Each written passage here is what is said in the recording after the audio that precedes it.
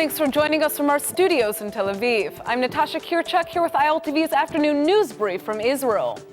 The U.S. government is trying to derail the NGO transparency bill championed by Justice Minister Ayelet Shaked.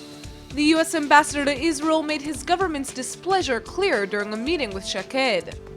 The draft Israeli law requires NGOs to declare funding from foreign countries, but the U.S. has expressed concern that the move is undemocratic.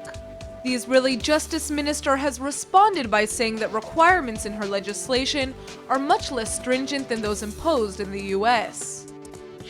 A teenager in France has admitted to attacking a Jewish teacher to show his support for the Islamic State. A Marseille prosecutor identified the 15-year-old attacker as a Turkish citizen of Kurdish origin. The assailant lately injured a teacher from the Franco-Hebrew Institute by striking him in the back with a machete. After his arrest, the teenager told police that he carried out the attack because France dishonors Islam and protects Jews. International sanctions imposed by the EU could soon be lifted against Iran. EU Foreign Policy Chief Federica Mogherini says that a date is not yet set, but it could be soon. According to Mogherini, the final decision relies on Iran's compliance with the P5+1 nuclear agreement signed last summer, and she stressed that things are proceeding in the right direction. Israel remains strongly opposed to lifting any economic sanctions on Iran. Jordan's King Abdullah is in Washington to collaborate with the United States in its war against the Islamic State.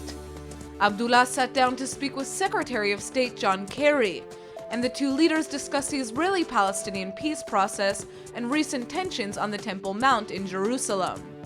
According to U.S. officials, the two leaders agree that the current round of violence between Israelis and Palestinians needs to come to an end.